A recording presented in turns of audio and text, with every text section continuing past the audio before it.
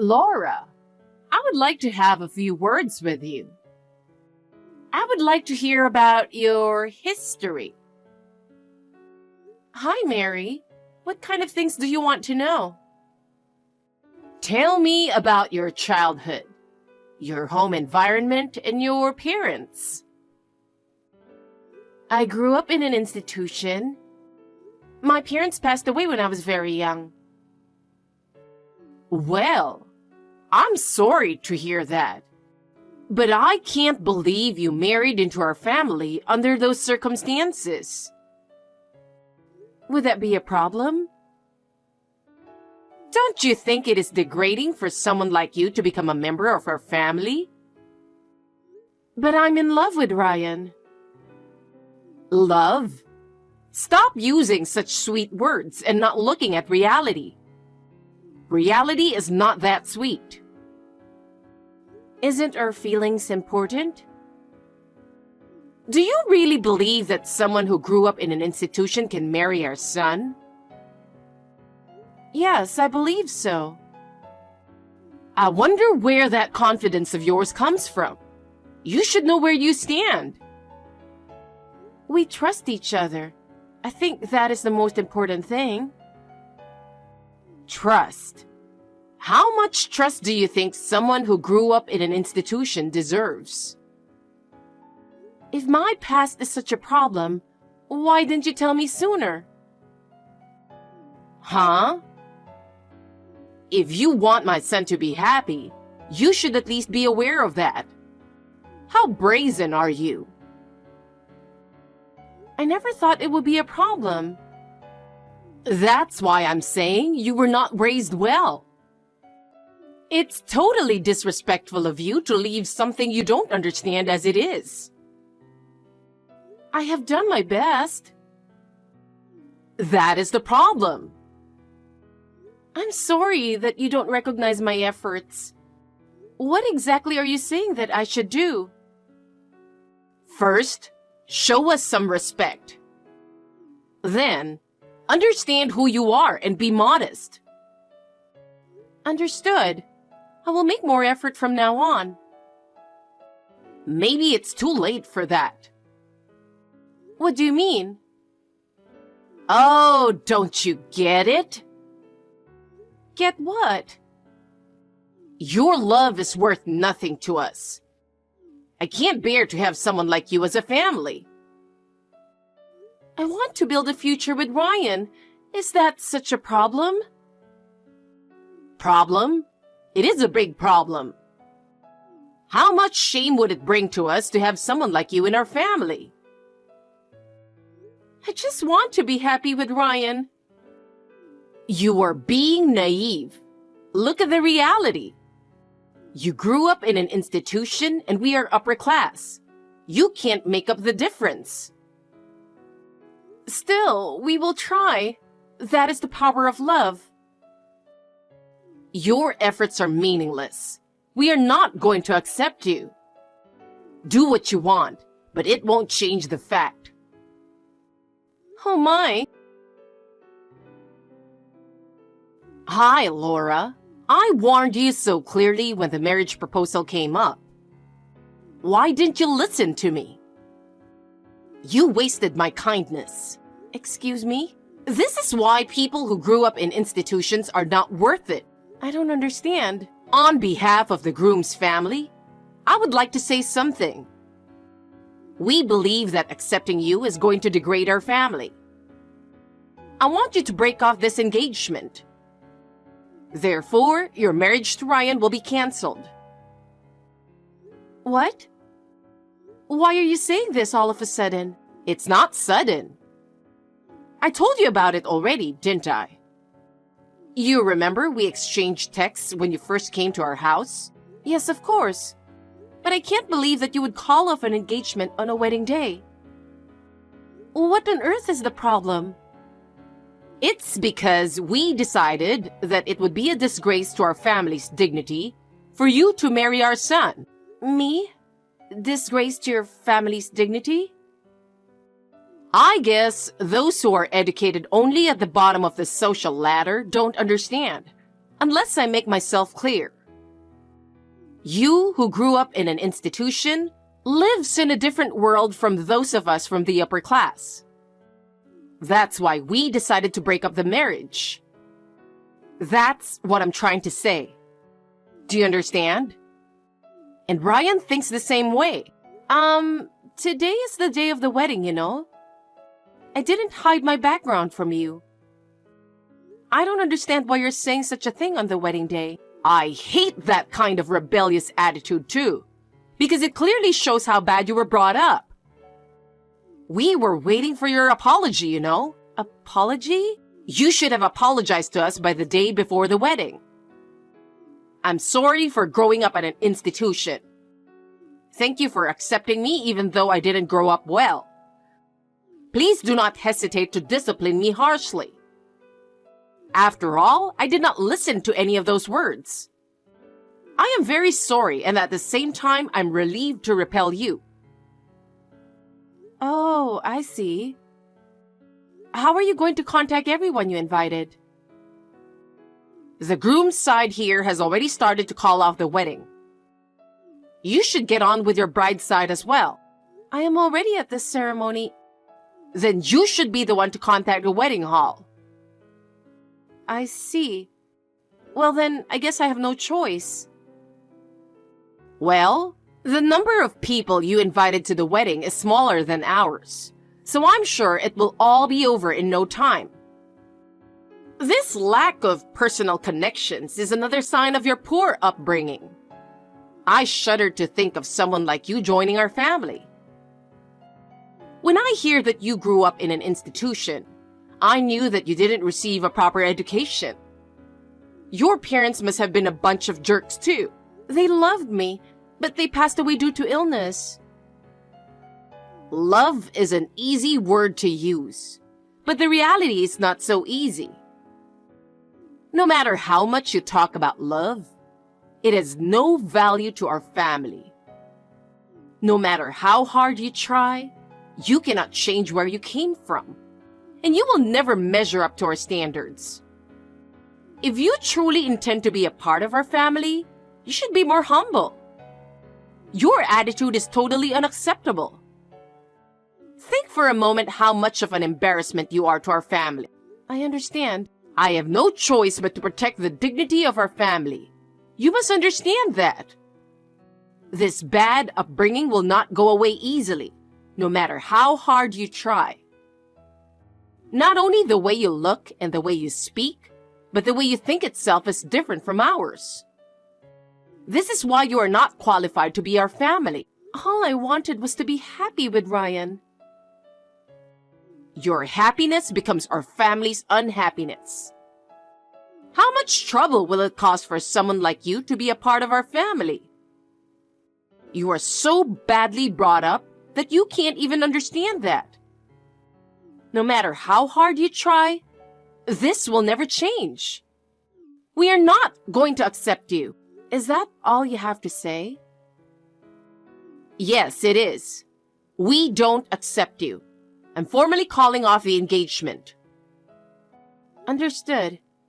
If that is your intention, I accept it. But please, let me speak to Ryan directly. It's useless. He has no choice but to follow my decision. Still, I want to talk to him. Do as you please, but it won't change the outcome. Hey, Jason, are you reading this? Did you already arrive at the venue? I really wanted to see you and talk in person. The wedding is canceled. Hey, Laura. I just got a call from the president, who was invited on the groom's side. I thought I'd ask him what the heck was going on. Ryan's mother said that since I grew up in an institution, she doesn't want me to marry Ryan. Huh? I just called and confirmed this with Ryan. He said, I can't go against what my mother decided. What the heck is that? I understand what you're trying to say, but the wedding is canceled. I'm sorry to trouble you, but please help me contact everyone. I'm going to talk to the people who have arrived at the venue to inform them about the cancellation and apologize. Oh, okay. Laura, are you okay? I was so worried about you. You're my precious little sister. I'm sorry for worrying you so much. I never thought this would happen. I don't know if I could have handled it on my own. I had so many things to deal with after that, I didn't have time to get depressed. I can imagine that you were preoccupied. You might start to get depressed gradually now that everything is done.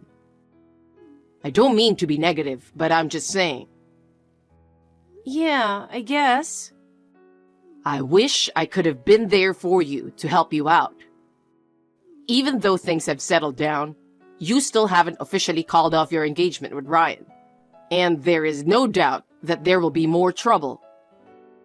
At that time, you definitely shouldn't deal with it alone. I'm coming over there now. Let's work this out together. If having me by your side can lighten the load on your mind even a little, that's the best I can do. I will continue to support you, so please feel free to ask me anything.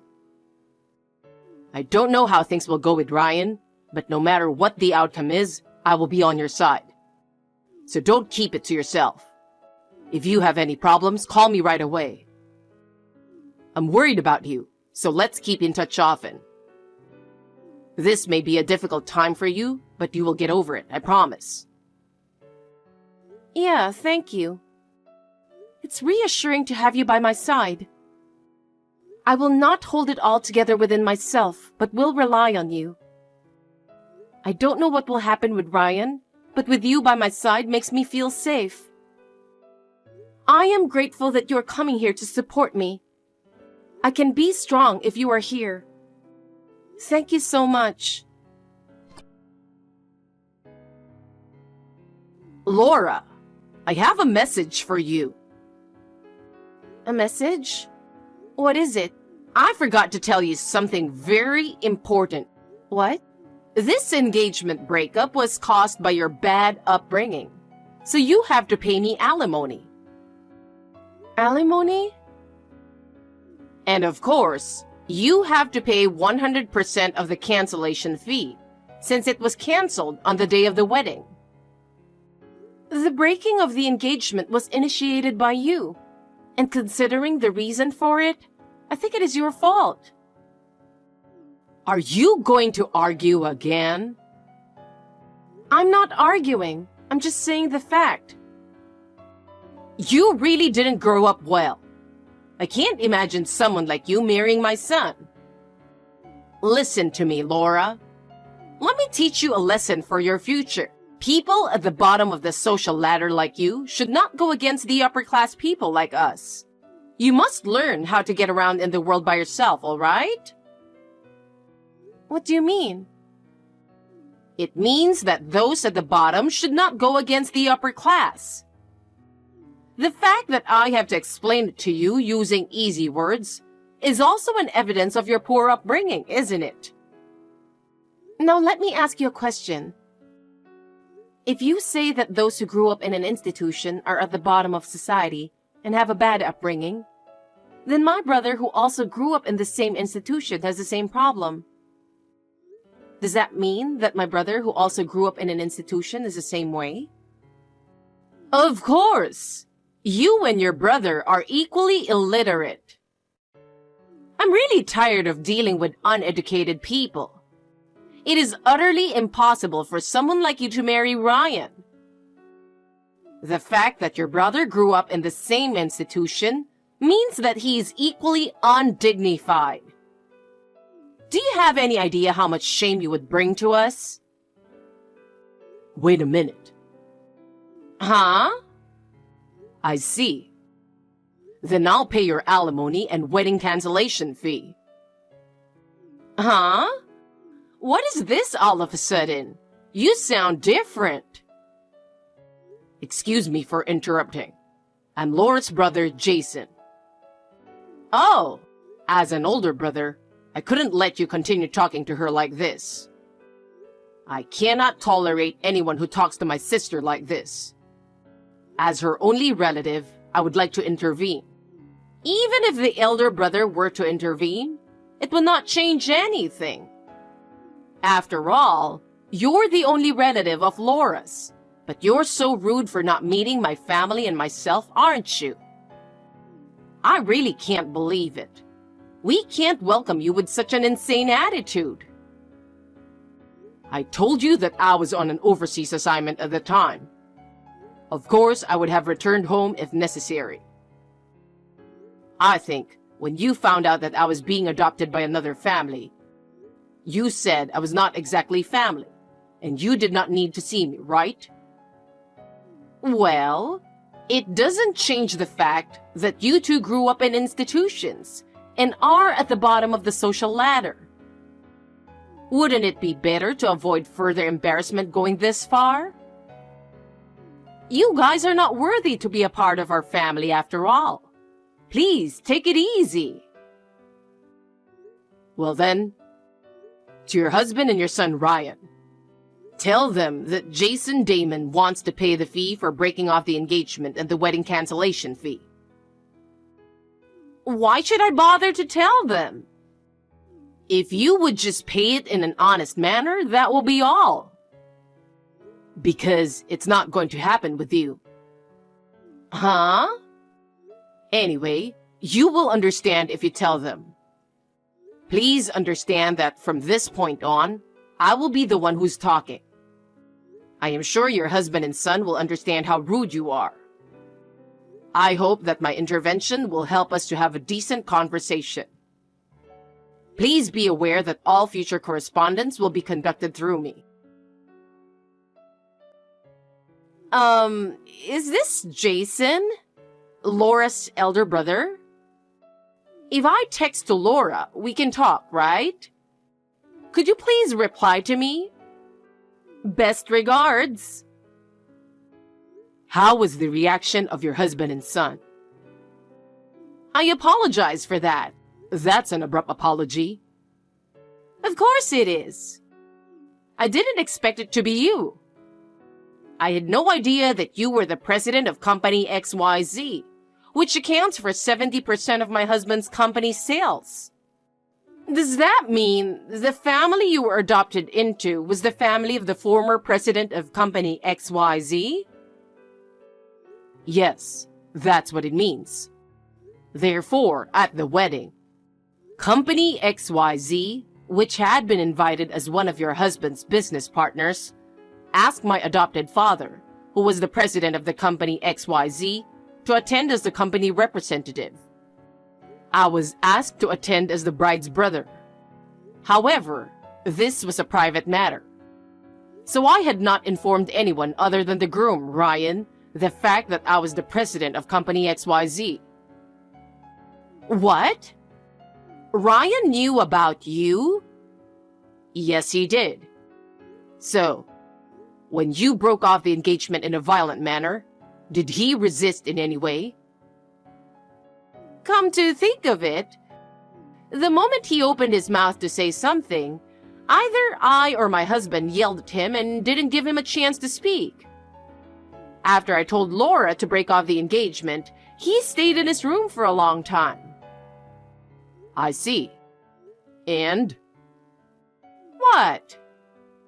The alimony and the wedding cancellation fee. How much would it be in total? Oh, no, that's outrageous. I think we should pay it. We will pay the alimony to Laura.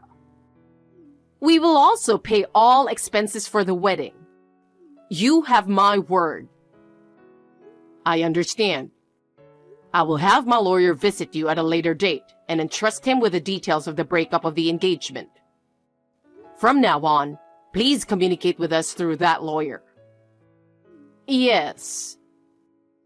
Please be advised that we will also ask you to delete Laura's contact information. Understood. I am truly sorry. I'm sorry to say it is all our fault. We will make sure that this will not happen again. It is for the best. For my sister's sake, I don't want any more trouble. It would be helpful if you could respond promptly when your lawyer contacts you. Yes. Then I will leave this matter in the sole discretion of my lawyer. Thank you very much. Yes, I am very aware of that. Please do not hesitate to let us know if you have any questions or need anything additional. Understood. Well, I will leave you now. I am truly sorry. Hey, Laura. I heard that your alimony has been paid in full. Yes, it did. I guess it's over now. I see. By the way, I heard you talk to Ryan on the phone for the last time, right? Yes, I did. I don't think we can get back together, but I wanted to tell him how I really feel. What did he say? First, he will leave his parents' house. He's also quitting his father's company and won't be following his footsteps. He said that his weak will was the only reason he ended up like this. He's thinking of it as a kind of atonement and spiritual discipline. I see. I still think it's a bit naive, but he seems to be trying in his own ways, so I won't say anything. Come to think of it, Ryan's father too. I heard that his father gave up his position as a president to someone else. It was a result of thinking about how to avoid any problems in the relationship between our company and his. Apparently, the new president was brought in from the outside. He is planning to take a smaller severance package than planned and move back to the countryside.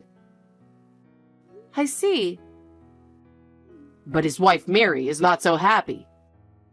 She was so upset with the outcome that she slapped her husband with divorce papers, saying, "If you don't want to divorce me, you should continue to be the president."